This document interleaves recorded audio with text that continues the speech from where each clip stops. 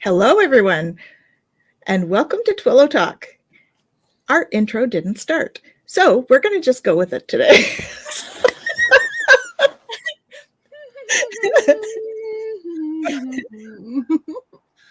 Welcome to Twillow Talk. I'm Tanis Coughlin from the Twillow Lifestyle Community, Twillow Lifestyle Academy. I'm joined today with my beautiful co-host, Jennifer Tchaikovsky, and we have special guest Ramzi Cheety here today. Woohoo! And we're excited to share the day with you. So welcome, guys. You guys all know what I do. Let's find out what Ramzi does. I do. I'm a psychic medium, and I also do energy healing and coaching. So that's my key things that I do. Also, although I do a lot of other stuff, but this is the key one, and I'll stick to that. Otherwise, we'll be here for forever just talking about what we do. There is truth in that. There is truth in that. Yeah. So we were laughing before we came on. That's part of it. Yeah. We were having a good little giggle, which we need. We all need that, considering the energies at the moment. Yeah. So, we were talking about that too. So in terms of what's coming, let's say hello to a few people first, actually. So let's say hello to Kaylee. Hello. Hey, Kaylee. Nice to see you. Thank you, Liz, for joining us. And Jackie. Hi, Jackie. Nice to see you all. Thank you for coming in. And we have Facebook user who I don't know because I don't have the thing up at the moment. We'll get that up. Let's see who we got coming in there. Rachel Rose. Rachel. Awesome. Welcome, Rachel.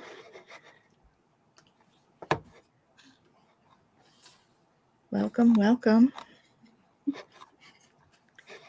And I still don't see it here, but anyway. So just tell us who you are. I think it's Rachel. Rachel. Oh, okay. Yeah, it's Rachel Rose. Where are you seeing it, Ramzi? Which? I don't know. I'm a psychic medium. No, I'm not. Okay. I just opened it up. He's really good, guys. On your webpage, Tanis. On Tanis? Okay, I was looking in the group. That's why. I just opened. Oh yeah, there we go. Awesome. Sir Ollie. Sir Ollie. Awesome. Well, welcome Ollie and his, I don't see what that is, but I'm assuming it's his human that's with him. So that's awesome. And so Ramzi, we're going to put you on the spot today. What do you see coming? Because, we usually do a little forecast. So I'll let you do that while I pull up some of the stuff that I want to show. Do what? Sorry. I missed it. What kind of forecast do you see coming? What kind week or so? Forecast? Yeah. Well, it's going to be a very, very interesting forecast. We just passed a new moon, a lunar eclipse that is coming up on March 25th, and a solar eclipse that is coming up on April 8th. And in between, I would say good luck. Just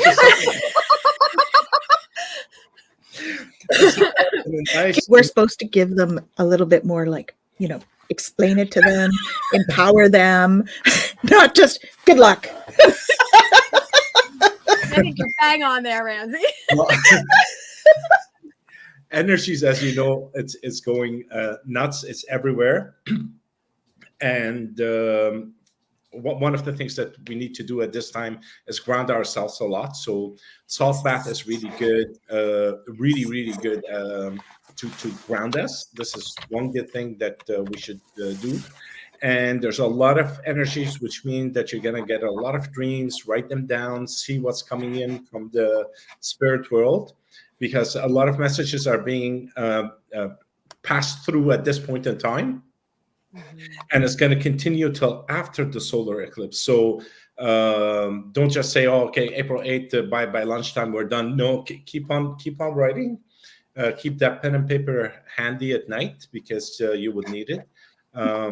With the change of the solar eclipse, there would be a change in a lot of things. So if you're a Libra like me, massive changes are happening because the solar, the lunar, and all eclipses that are coming in this year are coming in Libra. So we have a shift in what we're doing, especially a shift in consciousness. So there's a lot of things that are happening. So if you are planning on doing some work and you've been working on for a while, that's kind of like it's gonna sprout and grow around this time. Not kind of grow now, but there's going to be a push. There's going to be a more focus on that. That's what I see for the time being. Mhm. But please do ground yourself a lot because the energies are like 6-foot wave coming in. Oh, yes. So we have like tidal wave stuff happening, folks. And I want to say hello to a few people that have arrived since. And we have Bora Bora. Hello, hello. Nice to see you. Thank you for joining us. And we have Gerald. Hey, Gerald, who already gave you a fan thwarp, by the way. Good luck. And who else have we got here? How about a pound of mangoes? I'm assuming that would be our Rachel Rose. Yes, it is. In Western astrology, that's what you're at? Yes, Libra. Bora Bora is Libra rising. So we have some interesting stuff coming in terms of our stuff. We've had quite an eventful week in terms of the Schumann. So I will share that for you. It's been, we've had a lot that has been like really, it's not super, super spike, but it is active indeed. And so let's just put that up for you here. So you can see we've had some spiking in here. So this is all like when it goes white, you know it's been high in terms of the Schumann. And so when we go down here, usually we have this here, right? And this power is 12, which actually isn't too bad today, usually 7.8 hertz, right? But we've got 12 today. This has been up and been at like 32, 36, like on a regular, like for a full day as I was looking at it this week. So that's what some of these white areas are that we see. In terms of solar flares, we've had a bunch here in the last couple of days. 1, 2, 3, 4, 5 M class. So those are the moderate to high, right? We only go as high as X for the most part. And so it's like almost up there. This one here is almost an X that we had here. That one's M6. So it's been lots of activity here. And we've had the coronal mass ejections. We haven't had any too noteworthy in terms of that in the last week or so, but definitely some stuff happening on the solar storm front. How about our human design, Jen? What do we have going on with human design? Well, I don't know about you guys, but I know I mentioned at the end of last week that there was an in-between transit that we weren't going to actually talk about on the show isn't very much.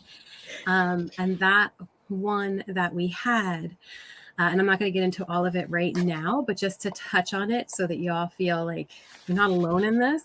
It was Wednesday, the 36th. Transit came in, and we are in that energy, and we're just at the end of that energy, moving into the next transit. And like I said, I know I mentioned it in the last one, but I pulled the card again. This is the gate of darkening of the light. This is turbulence, humanity, and compassion, right? And moving through those energies. And I don't know about everybody else, but my goodness, I have cried more this past week than I have in a while. That turbulence and that feeling of it has been really heavy. And so if you're experiencing that, you are not alone in that experience. And that includes this kind of thing too. Feeling more exhausted than normal. Yes. Yeah. That is what what's really happening. early, feeling like you can't keep up with it. Yeah. Just really tapping into the heaviness of it all. Mhm. So if you're there, if you've been feeling that, if you've been really caught up in maybe resistance to change or fear of the unknown or any kind of challenging energies coming up and really feeling clouded, or not really sure what to do with all of that, you're not alone. So just to bring that forward, because that energy, as we move into the next gate, which is the gate 25, this is the gate of innocence. This is about moving from constriction to acceptance to universal love. Okay, so this energy, when Richard talks about it, it really is the energy that has the potential for every pathway to get to universal love. But when we're in that shadow of constriction, we block every road to get there. Right? So really knowing, we've had this time where so much has been bubbling up and coming to the forefront.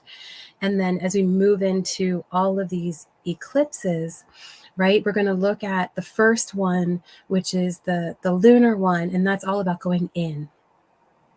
Right? So all this stuff that's coming up for us, we're going to have to go in and we're going to have to figure out what that means for us and what we want to do with that and what that's going to look like. And then we're going to move into the solar one, which is going to bring those two worlds, our inner and outer worlds, together. Right? And so there's going to be a lot right now. And what we do with this energy as we process through is going to be really important. So right now we're moving into gate 25, like I said. And this is physiology of the heart, right? We're looking at, and I don't normally talk about the codon rings, but this is the codon ring for humanity. And it's the master key for it, because it really is all about this journey from fear to love. And we're going to get there through acceptance, right? So really understanding what that means for us as we process this energy. So when we think about constriction, this constrictive energy is something that we've had. Yeah. Well, thank you for showing your support. Thank you. This energy is something that is with us, and we have it on an individual based level. We have it within our families. We have it generationally, right? And in the collective. So there's all these different ways that constriction can show up for us. And, Richard talks about this in the sense of feeling wound, like tightly wound, and even talks about how it's wound in our DNA, right? From the time we're conceived until the time we're born, and then all the way through what that looks like. And what we find is that constriction is there when there's an absence of love. Okay, not to say that we weren't loved at the time we were conceived or anything like that, but this constriction is something that, we're just, the moment we're in a body, we feel this constriction, right? And we have to work through that. Good old meat suit.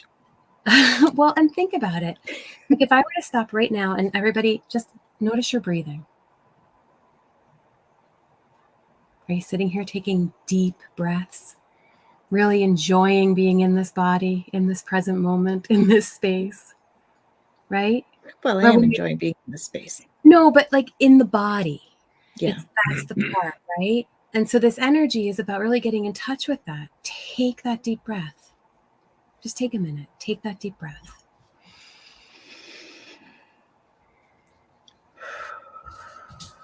Right? And noticing where we're holding tightness, where we're experiencing it. How does it feel? What does it feel to move through that, to put love into that, right? And to release that. Right? And when we really get into it, this energy has a foundation in fear, right? So if we think about, okay, what is it that we're afraid of, right? And so I know I've talked sometimes about the repressive and the reactive sides of this energy. Sorry if you guys hear them running around back there. But on the repressive side, we get caught up in ignorance, in not even wanting to acknowledge our pain, right? Not being able to allow ourselves, they're really having a good time out there, to feel. Scurry, scurry, scurry. Yeah. And the more that we repress that, the less connected we are, right? The more shut down we become. And on the reactive side of it, we're looking at being cold and cut off. Not being able to allow ourselves, they're really having. Sorry, I don't know where that came from. But I'm just glad it's not just me. Oh no, I've done that too. Oh man. Yeah. So big hello to Ocean Garnet while we're taking a pause. Hi. Hello. Not being able to accept our pain, and on the other, it's about not being willing to look at it, right? And so we're projecting that on others. And this energy, is really about, when we talk about acceptance, it's not just acceptance of, life being this or life being that. It's acceptance of the fact that we have pain, that we have these shadow aspects within us, that we have fear within us. This gate is an interesting one for me, because it's my sun design gate. And so it's my radiance in the gene keys. And it's interesting because as I was, looking at it and looking at the energy coming in and what I wanted to share about it, I was thinking about this idea of fear and how we come to accept this part of us in order to really, truly love ourselves on a deep level. And even just thinking about my own journey through that and what that looked like. And it really is about coming to this place of being willing to look at our shadow and have the courage to feel that fear, to dive into it, to understand it, to face it, to really, look at it and go, okay, I don't have to be afraid of my fear. It's there as, a sacred energy to move me into something else. If it wasn't there, I would never change. I would never do something different. I would never, make that progress. And so when I can honor that and that part of what's going on inside of me, I can open to this love that I didn't even know existed within me. Right. And that's what this energy is really all about. And that's that part of that journey of self-discovery, right? That healing journey that we talk about. So we have a couple more people that have joined us. So hi, Dee. Thank you for joining us. And we have another Shem. There we go. Hey, Shem. Thanks for joining us. Yes, don't forget to subscribe to the channels, please. They're written in below. Thank you. Yeah, there's a lot of people that are like struggling with some of this. So, Kaylee says that makes sense. Been feeling overwhelmed and overstimulated. I've had my moments with that as well. Absolutely. Yeah, they've been feeling like there's stuff that's just weird. Definitely weird. You were talking about the deep breaths. Kaylee says shallow almost always. I think everybody does that, right? Everybody does that. Hurts to take deep breaths a lot of the time. Yeah. So it's about letting go to be able to do that too, right? Yeah. Well, and again, it's that constriction. Yeah. Right. And when we're constricted, I mean, if you think about it, that idea, right? Like if we're completely tied up, right, to try to expand is hard and painful. It hurts. Yeah. Because we haven't used it, because it's muscles that we're not used to using. Yeah. And we're pushing against the grain. Yeah. But and this is the part that's really interesting, right? And when we talk about this energy right now, it's about, instead of pushing against it, it's about going, oh wow, look, there's knots all over the place. I got to start working on untying these. Mm-hmm. Let me look at them. Let me explore them. Oh, look, there's one right there. I can just, okay, that one's done. Okay, now what? Oh, I can release a little bit of that. Yeah. Oh, it's loosening a bit, right? But we have to be willing to look at it in order to do that. Yeah. Very important. Mm-hmm. So D says accepting the isolation of incarnation into the body. Mm-hmm. Yeah, I mean, I think it can feel isolating. We're still all connected, even though we're in a body. Mm-hmm. But yeah, it can feel isolating if we feel disconnected. Most definitely. Mm-hmm. A big part of this work in understanding humanity is coming to a place where we actually can love the body for what it brings us. Yeah. Well, that's where that, a lot of people are working through somatic stuff right now. Yeah. Because when we do that kind of work, that's a lot about being in the body and being sensual in the body. And the reason I say sensual, meaning tapping into your physical senses, as opposed to, the other form of sensual.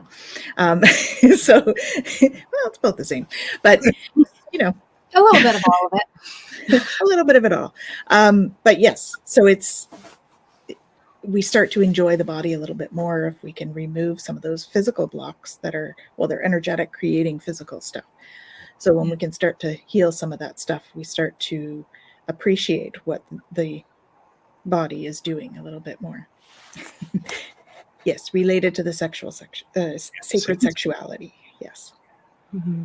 But it's important to accept and feel your body, all of it. Because the minute you do that, you connect with everything. Yeah. So what we try to do all the time is kind of disassociate from the pain, disassociate because of fear, or whatever it is. We try to run away from the body and kind of shame it in a way. But if you rejoin the vessel that you came in to sit in, you embody that vessel, and then you connect with everything. Mm-hmm. I think it's very important to, like, feeling everything within you is important. It's important to feel it rather than run away from it. Mm-hmm. And listen, we have to do work for eons to come. So it's not just limited to this time, this lifetime period. It's always there to feel and know what's happening to the body. Why is it hard? Because of pain, because of trauma, especially if we have trauma, you kind of disassociate yourself from your body. So you're two entities walking this earth. And you become desensitized to everything around you. Mm-hmm. Nothing. You don't feel properly. But of course, there's certain work, NLP, that helps it. You just rejoin that piece. You group them back together. Then you're back into every cell of your body. You vibrate with every cell of your body. Then things will be easier. Mm-hmm. I don't know what's happening in terms of not feeling your body. Most probably there was something that happened that you just pulled away. There was so much pain that you didn't want to feel it. Whatever it is, it could be anything, And we just, for some reason, not consciously, but subconsciously, we just split into two. And when that split happens, then we feel nothing anymore. Mm-hmm. Yes, not Not knowing. knowing and feeling. Yes. Yeah. That's exactly what it is. Yeah. Well, and on another side of that, right, the mind likes to think that it is in control, that it knows what's best and that it knows everything, right? Yeah. And yet the body actually holds the wisdom. So when you think about what that looks like, right, here we are in this life trying to work through stuff, right? We're trying to work through all these energies. Maybe we're working through some karmic stuff. Generationally, we're working through some stuff. We're dealing with all this biofield energy and all of that. And then in comes this fear, right? And fear has this biofeedback loop that wants to continue to make itself grow. Yes. Right? So how do we deal with that? Right? And the moment that we connect with the body goes, "Ooh, this hurts," or "Ooh, that doesn't feel good," or "Ooh, this is tight," or "Ooh, this," right? And we go, "Oh, no, never mind." Right? And the mind goes, "It's okay. We don't actually need to check in with the body. We'll just figure it all out." Yes. It's okay. I don't need you. I'm just going to. Yeah. Right. And then we're on this spiritual journey. And now there's all this, potential spiritual bypassing that can also happen, right? Mhm. We're not, this body is nothing. It's it's just this like thing that we put on and it doesn't really mean anything. Well, no, like we are in every cell of what this is. So every cell of what this is connected to our spirit, right? Yeah. Like there is no separation, there is no division. But it's interesting because this energy, this gate 25, is really about our core wounding. And our core wounding, when Richard talks about it, is such a beautiful thing because it's about this perceived separation from source that we have. That is the core wounding that we experience, that we have to work through and navigate. And a big part of that is also embracing our humanity and what that looks like for us and what that means for us. It's true. Tai Chi is good. Yeah. Mm-hmm. Yeah. And yoga, of course. Qigong. All of those where you're bringing the energy flow through the body. Absolutely. Mm-hmm. So do we want to pick a topic? What jumped out to me is spiritual bypassing. Mm. When you were talking about that, I'm like, do people really know what that means? So I don't know if that's a topic you want to do today or whether you want to pick a card today and we do that another day. I don't know. What do you guys want to do? Give us some chat answers. You guys decide. What would you guys like to see? What do you want to talk about today? Cards often also match. So hey. Apparently she wrinkled her nose and did an eye roll. Mm-hmm. Was it a real eye roll or just one of those third eye rolls? Body's reaction to what Jen said. Was it your body's reaction or was it your mind's reaction in the body?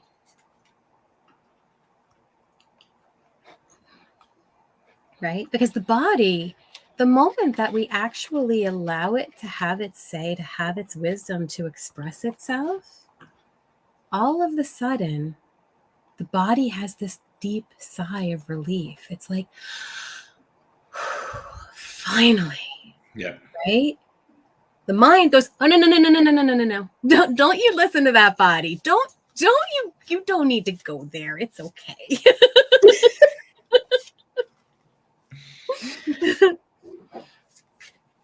Yeah. Right. And that's what we do because we're taught that we have to, that the mind is the one that has the answers, that the mind is what figures it out. But the mind is actually the only thing that is separate. It's the only thing that experiences separation. Well, and it's so linear. And that's not the way we are. Spiritually, we're not linear beings. But the mind tries to create it that way. Yeah. So it's not a very good judge, our minds. Mm-hmm. It's a megaphone, yeah. Yep, it usually does have the megaphone. We need to take that thing away. Absolutely. Yeah. Yeah. So I think there was one wanting to do the spiritual bypassing, but that's a bit of a, is there a way to talk about that in a more positive way? We usually try to keep things a little bit lighter. Well, although not necessarily. We don't always. I mean, we've talked about death and dying. Grief and yeah, we have talked about. Oh yeah. Okay, yeah, they seem to be good with that topic. Mm-hmm. Holier than thou. Mm-hmm. Yeah. Yeah, it's kind of the thought that I'm spiritual, so I'm better than everybody else. I once had a guide say to me that we have to stay out of spiritual significance. It's a bit of an itis. So staying out of spiritual significance, because we're all connected. And there's our society is built on judgment of scale. And we do talk about scale in terms of frequencies, but we're all where we're exactly where we're meant to be in this moment, frequency wise. There's no right or wrong to it. If I was in the wrong frequency, it wouldn't feel right. Yeah. Right? I would know that I need to do some work and change the frequency and whatever that is. So I don't think that there's no like better than in all of that. We're just all connected, and we're all the same. We're all humans doing the best we can here. Yeah, but from a mind's perspective, any association creates division. Mm-hmm. And all these divisions creates a negative something behind it. Mm-hmm. So I get what you're saying is that just don't associate with anything. There's no spirituality, there's no religion, we're just a bunch of human beings, kicking the can between now and 80 years down the road. But that's about it. And if we put it in what's his name's term, Ramdas, is that we're all holding each other's hand home. So that's all we're walking each other home. walking in one direction. Yeah. So if you're taller, shorter, lighter, darker, whatever it is, it doesn't matter. We're all walking together. Together. Yeah. That's the key, is together walking home. That's right. I love that.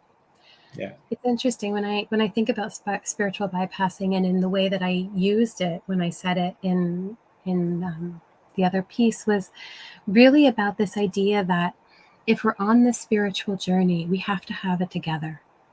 We have to have the answers. We have to know what we're talking about. We have to be enlightened. We have to not feel suffering, and we don't have pain, and we don't have all of these experiences. And frankly, that's bullshit. Yes. And that is a really good, important thing to bring too, right? We're all human. So we're meant to experience all of that.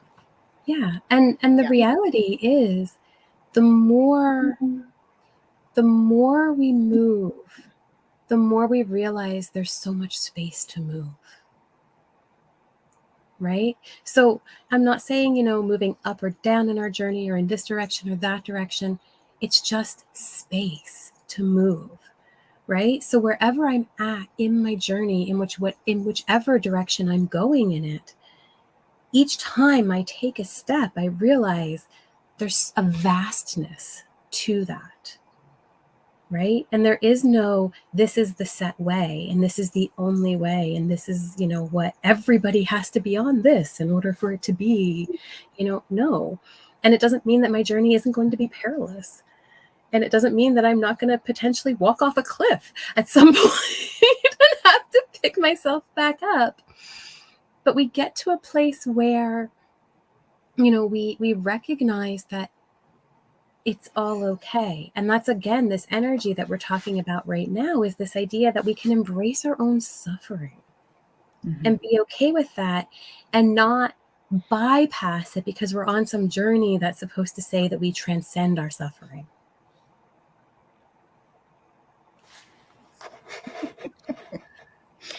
Yeah. See, Gerald's saying a few things here. He's saying the person said, what? We have to stay out of spiritual significance? And he says, when he heard that, I heard, I need to stay out of spiritual significance. Speaks about their experience and work. Yeah. Yeah. I mean, we all speak from our own perspective. And I think that's, and when she was speaking about that, it was about staying humble in what we do. Right. And that was the messaging there. The idea of association, then you're part of a club. And if you're part of the club, you become exclusive. Mhm. And if you're exclusive, you're rejecting the other 7 billion people that are not in that club, and that creates friction. And during Ram Dass's life in India, he saw a group of white people, because that's what Westerners do, because Indians have everything flowing and they don't care about anything. They came in and they took certain aspect of their spirituality, if it was vegan, or if it was what do you call it, yoga and stuff like that, and they boxed it, and they sit in a box, and if you go outside that line, you're not part of the group, because it has to be done this way in order to achieve enlightenment. But none of that works. No. No. You know, in the old days, you used to go to a cave and sit for 20 years, and then you get enlightened. Today, you just head on the wall, and then We get to sit on a wall? you can hit your head on the wall, and you Oh, get hit your head on a wall. I was gonna say, I'm afraid of heights. I don't want to sit on a wall. What's with that? That's new. no, you hit. Consciousness Face have plant. changed. Consciousness evolved in the past whatever generations, but in the past 20 years, it had evolved greatly, and we're all part of it. Even the ones that if you want to call them unawakened yet, they have evolved also. They evolved and they contributed to the consciousness that it is today, that who we are. So we don't need all these boxes and terminologies and stuff. So I do understand and the concept of it, but sometimes a human brain would love a box to sit in. It's like a cat. Boxes. It's like a cat. We are cats. I was like, You throw a box out there. Well, you are, Jen. You're Lyran. oh, yeah. Oh, Or man. were. You were Lyran. You kind of still. It depends on how you look at that. But anyway. Yeah. I love me a box. Every so often we have to pull her out of the paper bag that we left on the floor for the cats. Sometimes I feel like I'm in a wet paper bag. Can't find my way out.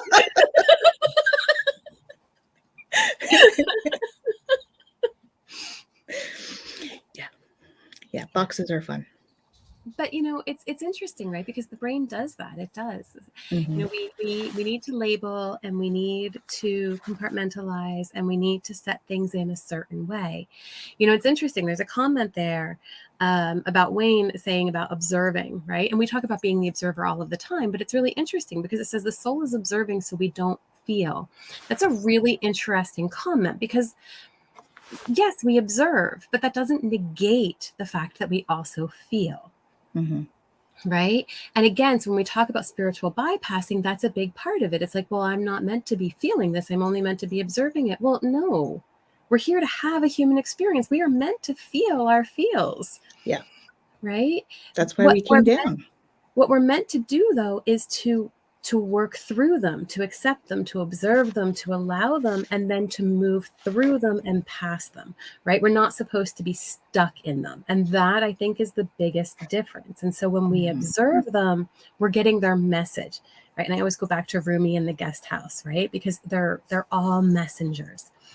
And so when we allow ourselves to go, you know what, I'm sad. Like I today and yesterday, I cried a lot, right? And I needed to have that release, and I needed to allow myself to feel what I was feeling, to understand what I needed for the next step of my journey, right? Yeah. And if I didn't allow myself to feel that and I repressed that, what would that do, right? It would block me, it would shut me off, it would close me down so that I don't have connection, so that I don't reach understanding and clarity, and I'm not able to get the message that I needed from those feelings in order to move forward. Yeah. Because that's what they are. They are messengers, our feelings, and we all have them. And it is why we came down. That's why we have the bodies, because we experience our feelings through our bodies. So thank you, Bora Bora. Thank you for the subscribing. And we have this. We didn't go on a roller coaster to not feel something. Right? If we did that, Yep. those expectations will not be met. It's on a kitty roller coaster. Oh, here you go. So here's a question for you. I personally, I don't like the am. No. I feel right? sad. Yeah. I'm feeling sadness. I have sadness within me. I'm feeling it. That's it. Right. And, I bring it back to, you wouldn't say I am a broken arm. You wouldn't say I am cancer. Yeah. Right. Like there's things that we would never say in that way. And yet we do that when it comes to our feelings. We identify with them on such a level that we allow that to just become a defining factor of who we are. Right. But if we're able to allow ourselves to have and to understand, like Thich Nhat Hanh talks about how we have every emotion within us at every moment, all of the time, right? So the pain of being alive, there is a truth to that, but it doesn't have to be a negative thing. Well, hey, talk about exactly. And all If you of our haven't little seen that wounded movie, you got to parts. see it. It's really cute. If you haven't seen that movie, you got to see that movie. It's very good. So one of our users Facebook users is saying, I feel the pain of being alive. But that is why we're here, is to feel. So sometimes it's pain, sometimes it's not. We're here to feel all of it. And so that's where you're talking about being open to it, right? Being open to the experience. And well, and there is a pain in the sense that, like Ramzi was saying earlier, that sense of separation, that belief that, we're these different components, but there isn't this kind of connectedness to it. There is pain in that, right? Because it's not true. It's not real. It's a perverted reality that we think we live in. And that's painful.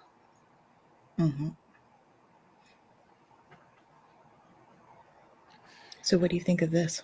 This one, when I deny or belittle my spirituality, it's my mind shutting down or shouting down my embodied spirit's energy. Yeah, that's because your spirituality is becoming your identity. That's what's happening. But if you decouple that identity, then your mind won't be talking anymore. And if it is, you're not really listening. You don't need to listen. Okay, no, we do need to listen a little bit. Oh no, it breathes on its own, and it. We don't have to tell it to. We have to tell it to take deep breaths sometimes. Yes. Yes. Yeah. But again, this is the other piece of that, right? Is the more that we become defined with this idea that we have to be a certain way or show up a certain way in order to embody our spirituality, it's like, well, wait a minute. At what point were we not embodied by our spirituality? When was that ever not a part of who we are? Yeah, it always has been, right? Hi, Michelle. Thanks for joining us. Yeah, Shem says we are spiritual beings having a human experience. Absolutely.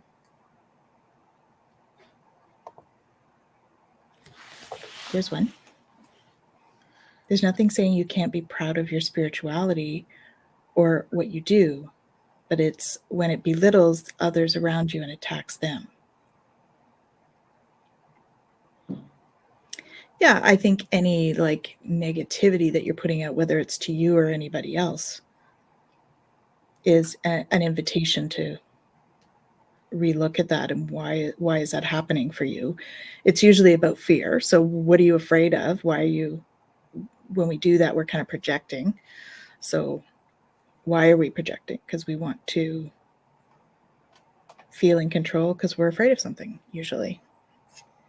So a club member and you don't want to be outside of that circle. You're part of the elite of that club. Elite. And it's usually the hardest thing to get yourself out of it. It's like you're in a job for X number of years, whatever it is, you're part of that club. And the day you get laid off, it's like, oh my God, my world ended. And there's so much pain associated with it if you are associated with that club. Mm. And gets back to the point of the ego. And the ego, like you said, it's afraid of something, so it attaches to itself to an identity that actually does not exist. It says, I'm this. Mm-hmm. I'm the accountant of this company. I am. But I'm not actually. All I do is I do my work as the accountant of the company. I am not that position. And when we start to see things and we change the wording of how we identify with stuff, everything changes. Everything changes. And I think with the new eclipses that are coming, things will reveal itself in a different perspective. Mm-hmm. Yeah, I mean, Kaylee, I think we've all done that because there is a sense of loss. There is a grieving that has to come with that kind of thing. I don't think that it's without that, and that is why we're here. That's why you're having that experience, is to feel what it's like to be laid off, right, and to go through that whole gamut of experience of physical emotions that go along with that. You don't So have to it's get not up in the morning the next morning. You're not going to see the same people, and everything is going to change by one word. Thank you. Oh, that's 2 words. Yes. You know, it's hard. Mm-hmm. Thank you. It's great to have you with us. Thanks, Michelle. Yes, it is. It becomes part of your identity for sure. Mm-hmm. Yeah. And I do think that is something that we learn as we grow up. I think when we are younger and we're still looking to find out who we are. And so we put expectation into this job or expectation into being this role in some other thing, or we step into our boxes because our boxes are safe and they can define who we are, and we don't have to do the work of delving deep to find who we are, right? And I think that's something that we tend to do as we get older or more mature. Some people do it sooner than others, some of us are later, and we're all on our own timetable. There's no set time for that. So yeah, it's all okay, right? We're always going to be okay. We just put expectations sometimes that those things need to be a certain way. Mm-hmm. Yeah. Yeah. Yes, that's right. It's messy, so we don't want to dig in. It's messy is because our ego gets so scared of being eradicated. Yeah. It says, oh my God, we're going to die. Ooh, short circuits everything. And then you go back into the same place again. Yeah. But if you push a couple of times, you're able to overcome the fictitious obstacles that the brain tells us or our ego puts in front of us. Yeah. Yeah.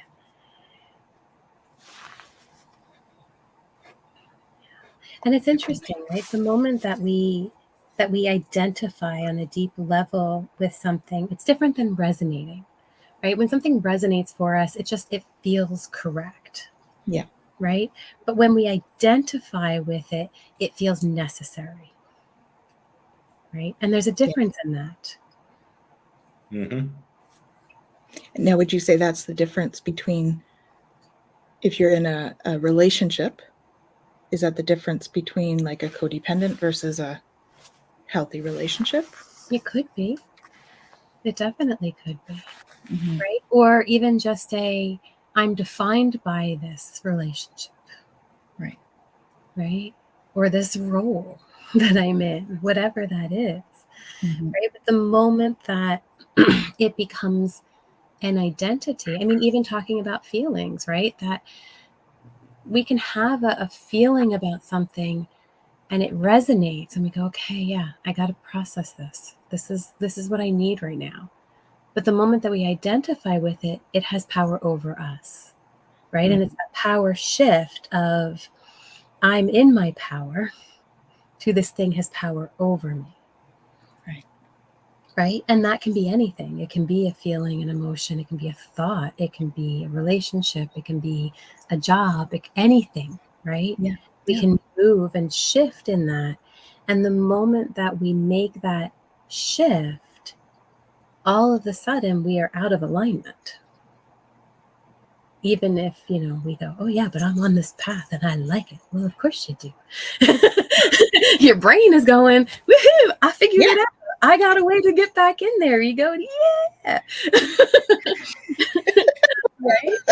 Because it's found something that it can identify in, right? As opposed to allowing us to just resonate with whatever's flowing through and around us and go, okay, that's where I'm going to go now. Yeah. And really doing what brings you joy and excites you. Joy is the key. If you don't feel joyous at every cellular to the cellular level, just it's not for you.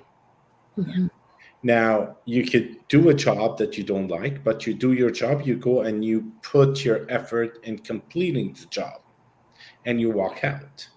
And then you can do something that raises your vibration and gives you joy. Lights you up. You do that on the side. Yeah. You want to do mediumship, you want to do energy healing, or you want to just take a walk or take people on a walk, walking tours and stuff like that. Just as long as it brings you happiness from the inside, that's what it is. That's where you connect with yourself. But sometimes we have to do hard stuff in order to survive in the economy that we are living in. Which we have created originally, and we just have to live by it or flow with it. Yeah. And as things change, it is that flow that we need to tap into, right? Because our world is full of expectation. We expect things to be a certain way. And I mean, everybody's talking about how things are changing. So we just have to be in that flow to flow with whatever these changes are that we all perceive are coming or we're in the middle of or wherever we're at with that. But change does not happen at a single point in time. No, exactly. Change is the constant in the universe. Yeah. But sudden changes are what happen at a certain period of time that kind of like misalign our vision of the world or whatever it is. But change happens every day. But isn't misalign? I mean, sometimes those sudden changes happen for us and they're actually aligning us. They don't feel like it right away, but they actually are aligning us with where we're meant to be. And that's how that's how I prefer to see what's going on. That it's happening for us, not to us. And we just have to go along with that and trust. Absolutely. We are life. So life doesn't happen. It doesn't piss you off. Sorry. Well, sometimes it does. It is you guiding you on the right direction. Yeah. That's it. A child has to fall a couple of times before he or she can stand up and walk. Yeah. And it doesn't mean that, oh my God, they hurt themselves and that's the end of the world. If that's it, we'll all be crawling. None of us will walk, I'm getting old. I can't be crawling anymore. Sorry.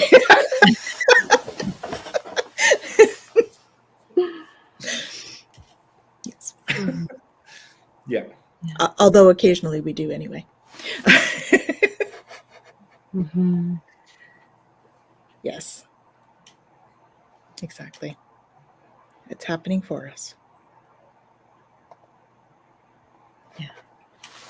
So many of us chose to come down right now exactly for that, Yeah. because we're meant to be here for this. But it's fun. It's That's fun. what it is. Listen, okay, people laugh at me when I say it's fun, but I'm at a certain age when I look at, because there's history. So I'll look at the history from the beginning till now. It's a huge history. It's not one book, it's a library of books. Mhm. Okay. Uh, and every bloody chapter, no matter how hard it was, it had so many beautiful things in it. Yeah, Mhm. it's true. You might not see them at that point in time. You know, you're sitting in the shelter and bombs are exploding everywhere and you don't have food or water. It's not fun at that point in time. But then you look back and you go, my God, humanity is so beautiful. We all got together, we all help each other. How synchronicity works so that none of us died, or and you start to see these, and you get an appreciation of this whole, I don't know, movie called life. Mhm. Mhm. You know, And that's that gratitude thing, right? The more we can be yeah, grateful, and those things bring gratitude into our lives, because we can, if we can see, you were grateful that nothing happened to your family. You were grateful that the community joined together. So if we can build gratitude into our daily life, it helps us to see things from a different perspective. absolutely. It eases it Mhm. at that point in time. But somebody once told me, tragedy plus time equal comedy. I love Yes. it. Yes.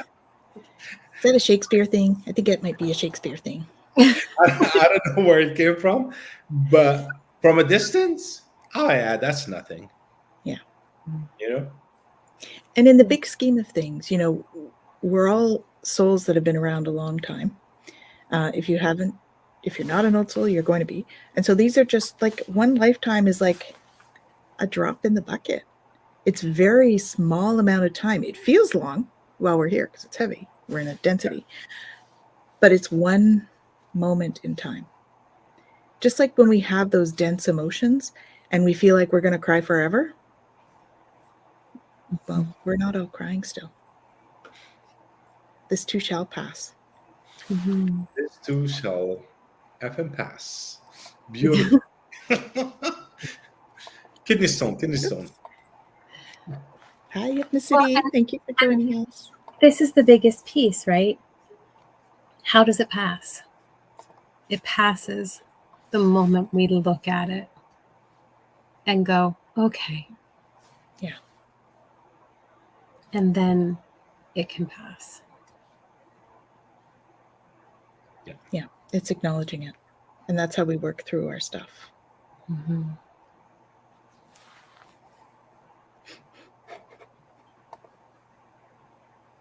Every experience we have serves a purpose, especially the negative ones. They shape us, teach us, and help to set up later circumstances that we can't possibly understand or appreciate at the time. Yeah, absolutely, Donald. Well said, Mhm. Don. Yeah. And it's such a beautiful thing to be able to look back. And that's why they say that's, hindsight 2020 kind of thing, right? It's because we can look back and go, oh, well, that's why that happened. I Mhm. wouldn't be here if that hadn't happened. Right. And now all of a sudden, this thing that was painful and difficult and, life changing was a blessing and a gift and a wonderful, you know, transition. Mhm. Yep. Revisit the past. Don't take up residence there. Yeah, Mm-hmm. rent is high. That's even in the present. I'm sorry, but really. Mm-hmm. Yeah. Exactly. Yeah. I love it, Jackie. Reflect, review, renew. Beautiful. Mhm. Beautiful. Yeah, and revisiting the past. Hey, you're welcome. Revisiting the past. I kind of do that. I don't know. I now I'm doing it unconsciously. I just go into moments, fix them, fix my view on that moment, Mm-hmm. realign, readjust, and come back. And it happens in a split of a second. I'll be doing something, and then I just project back and forth, back and forth. And it's been happening lately a lot, I guess, because of the change of energies and everything is moving. Yeah. I find it so fulfilling. It's liberating, really. It's liberating. It's awesome. Yeah. Thank you. That was the word I was looking for. Because every time you remove one thing, it's a ton of brick off your shoulders. Mm-hmm. So imagine if you can go back and forth randomly to certain, icky situations, whatever they were, or you think they were icky, but at that point in time, yeah, today you look at it, you laugh. But then just go there and change your perspective on it, and feel with the other person what they felt, and come back, Mm-hmm. and it disappears. It disappears, and that's how we remove ton of weight off our shoulders. And finding the very- gratitude for the moment. That Yes, because finding mass and being big. yeah, Yeah, for sure. because what happens is that you are fixing your future by working on the past and the present. Yes. And the 3 points in time, they align at the same point, which is now. And you're working the 3 points at the same time. It's just insane. And if you do it so many times, it's like woo. Ooh. Mhm. Well, it's true, right? I mean, when we talk about time as a construct, it's not what we think it is. There is no linearness to that time. So, what we have in the past and what the future holds is all right now. Now. Mm-hmm. Mm-hmm. Yep. It's like this moment and this moment and this moment and this moment, and they're all like right down. Mm-hmm. Yeah. This is one of the things where like EMDR, eye movement desensitization and reprocessing can come in, really handy as a modality if anybody's tried that or has access to trying that, because it does exactly that, Ramsey. It allows you to go into and rework, reframe, rewire, right? What has happened so that you can bring that new understanding back into the present moment, right? And, that's a modality that helps you do that. But the reality is we all have the capacity to tap into and to do that, because nothing is isolated in our experience. It's all connected, Mm-hmm. right? And how we frame it dictates everything about how we experience it. Mm-hmm. Yeah.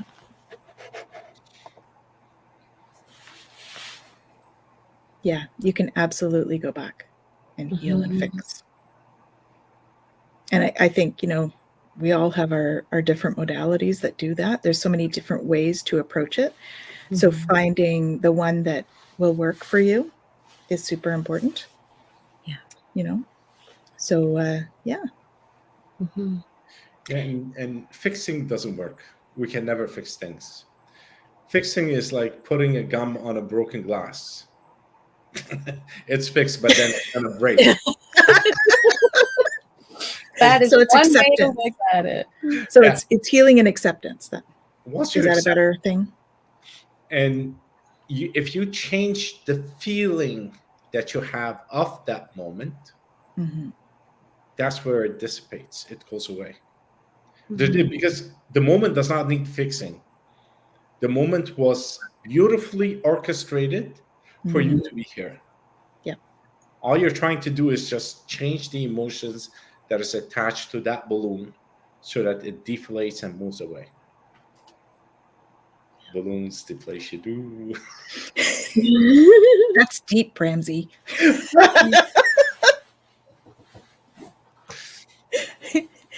Yeah. So I can't believe it, but it's already 4 Oh, wow. minutes past the Well, hour. Yeah. what's coming to mind, just to kind of to wrap with that, going back to the transits that we're going into, it's such a beautiful time for this, because when we talk about the past, we're talking about a wounding, right? Something that has bothered us that we don't, feel good about.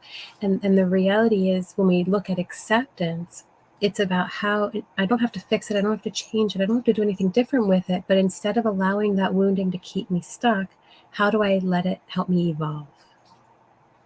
Right? How do I allow that wounding to change me in a way that resonates, that feels correct for my journey, that brings me to a new place that I want to be? Right? And then opening to that, right? And the example that comes with that is the example of the oyster, right? That wounding is where that pearl comes from. Yeah. Right?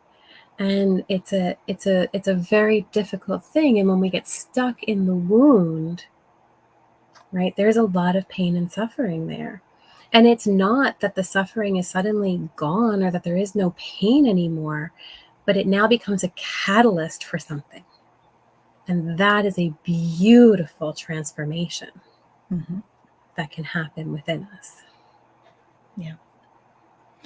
And Mark says, you can't fix the past. You recognize it, accept it, learn from it, and move forward. Yeah. And how do we do that? How do we go? How do we do that? The acceptance. Well, Acceptance. I tell you how I do it, but it doesn't mean that that's the right way. Of course, it is the right way because I do it. But how'd I know you're going there, Ramzi?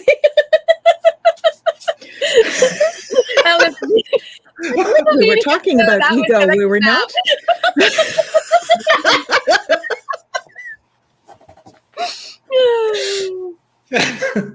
We love you, Ramzi.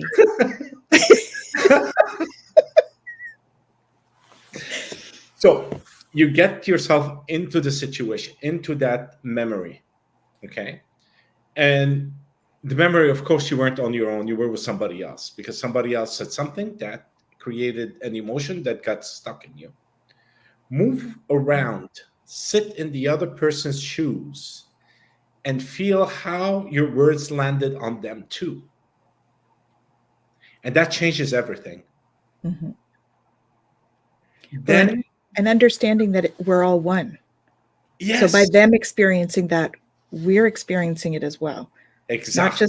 Not just in the time that we're going back, but we actually experienced it then as well, because we're all one. And then you ask for forgiveness, and you forgive, and then this whole thing just dissipates. Yeah. I have royalties on this if you use That's a beautiful way. So that's like when I do healing with clients, I use the Ho'oponopono a lot. And that's kind of what we do, right? We picture ourselves in the moment and we use the Ho'oponopono in that moment. Yeah. To sort of allow ourselves to forgive ourselves, forgive the person, forgive all, and be part of that. Yeah. And bringing that very much into the present moment and forgiving the parts of us that held on to all of it. Yeah. And that carried it and continued to wound ourselves over and over and over again. Yeah. And another piece of this too is really, again, noticing what the mind is doing, right? The mind likes to have stories. It is the great storyteller, right?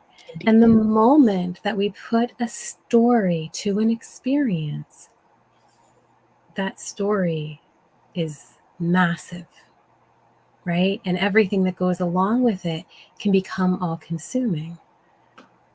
But we've made up the story, and we can make that story whatever we want it to be. So why are we constantly choosing one that is harming us and causing us pain? Right? So do we have to always go back? And this is something I have clients ask me all the time, especially clients who've been through some serious trauma and go, I don't want to go back there. I don't want to relive that. It's like, you don't have to. No. But what you do have to do is notice the narratives that you're carrying forward from it, that are impacting you every single day and that are causing you to relive it on an unconscious level over and over and over again. You don't have to go back to that experience, but you do have to look at the fear. You do have to be able to go, shit, I'm hurting. Now, what am I going to do about that? That's the key thing. You have to say that I'm hurting. Otherwise, you won't go back to fix anything. And there's Dr. Ramani over here. The thing is, once you change the emotion attached to that event, there's nothing to forgive. Nothing. And as for forgetness, well, you know, I'm 58. I forget what I ate for lunch. So that doesn't apply to me.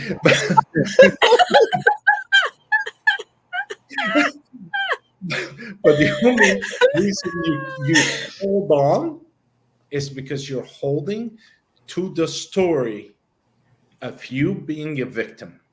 That's all. Yeah. And what have we got here? You are not a victim. Right on cue. Perfect.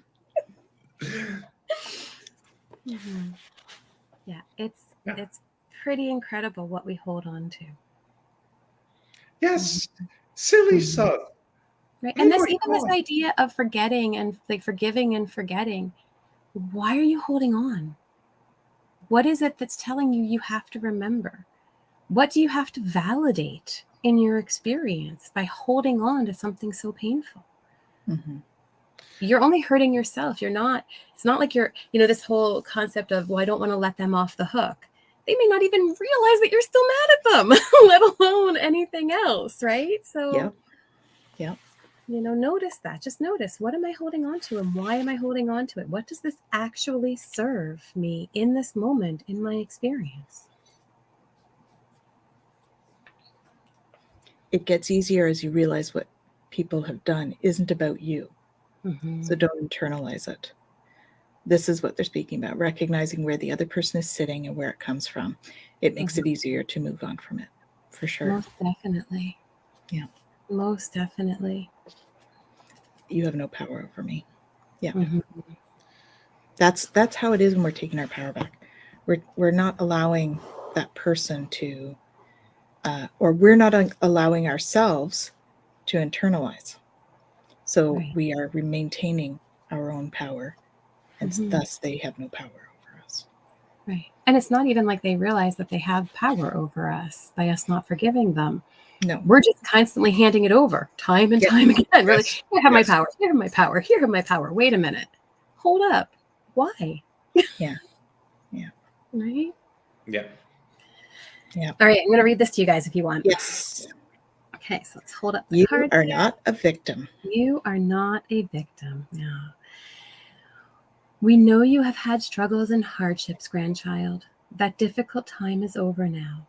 Remember, you are a child of the Creator and a powerful being. Do not let your painful experiences overshadow who you are. Do not be seduced by the victim role. What is the payoff? Maybe people feel sorry for you when you are feeling bad, or maybe others feel guilty when you tell them your story. These are temporary rewards and will never reflect the sacredness of your being. Repeating your story over and over locks it into your experience. Life is a cycle, and the cycle of victimhood needs an oppressor. Do not call in more oppressors. Remember, your relatives love you and will play any role you wish them to play. You are that powerful. Own your pain and let it flow onward. Free yourself from the cycle and create a new story, one that does not rob you of a mighty and joyful life. Dream a new dream for yourself and remember the nurturing nature of the sacred feminine. It's so funny because the card I pulled, if we had done a card today, it says, if I had a magic wand and could have anything I desire in life, what would I choose? And then it talks about burn with desire. There is a power in your desire. Let them be the fuel for you today. Your desires are your soul's wings, and it's time to take flight. Today, go inward. Your answers lie within. What do you desire? Choose what makes you happy and do that. Beautiful.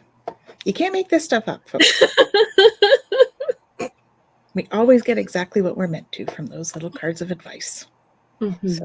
So even though we didn't actually talk about it in the beginning, we landed there anyway. We did. We did.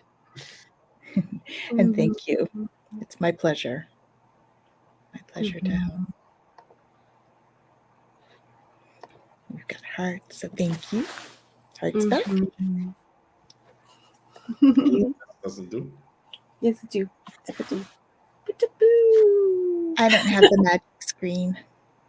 I'm not in that box. And that is okay. It is. Yes, perfect card for this. Absolutely. So on that note, absolutely it works in mysterious ways, for sure.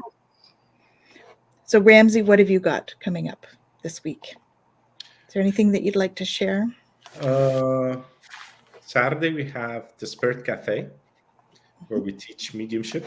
We don't teach, we guide people into their power. What else? That's all actually for this week. And we're preparing for the what do you call that? The lunar eclipse? No, the solar eclipse. To do a meditation with the groups that we're working with, just to let the energy flow and see what comes out. Yeah.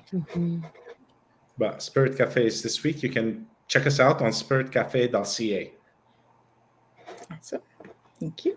Jen, what have you got going on?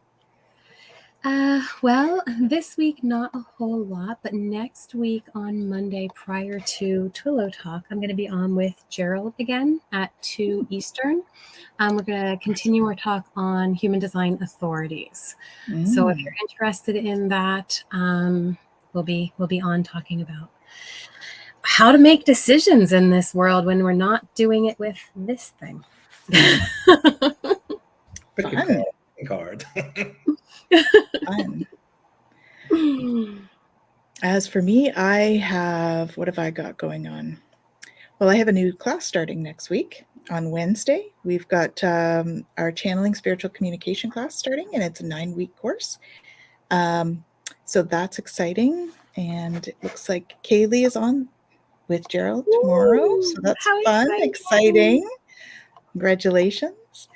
So it's a 9-week class. It's a lot of fun. We go and visit all of the different dimensions in guided meditations, and you learn a whole lot of stuff about you, because that's what it's about, is learning about you. So that's what we've got. We've got an enlightenment for those of you that are in Ottawa.